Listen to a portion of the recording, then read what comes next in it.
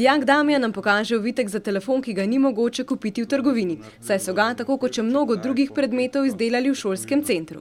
Podelek smo narisali prvi v proinženirju, potem smo pa vsak del posebej dali printati na 3D printer. Sodobna tehnologija jim omogoča razvoj in testiranje izdelkov. Naredimo tak izdelek, vzamemo material. A pa je težko to narediti?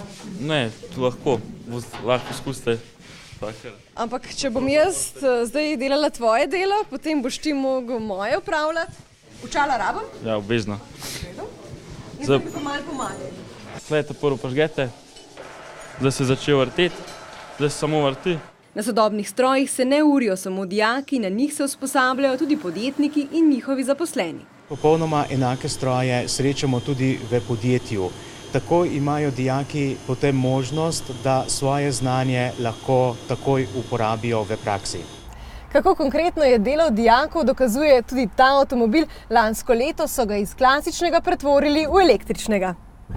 Zaradi uporabnega znanja se 500 dijakom strojništva in 200 lesarstva za zaposlitev ni treba bati. Take projekte opazijo tudi delodajalci in mladim ponudijo štipendije in zaposlitve. Jaz bi rad delal v kakšni proizvodnji, ker bi se novi izdelki razvijali. Inovacija šole pa ni le nova tehnologija, temveč tudi energetska sanacija. Je poraba današnja 619 kWh.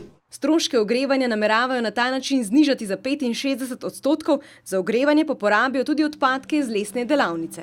Ostanki se zbirajo v silosu, ki je nad to zgradbo, potem pa potujejo po cevi navzdol preko tega mlina po polžu v sam kotel. S tem izkoriščamo tudi lesno maso, ki jo je v Sloveniji vsaj zaenkrat še v izobilju.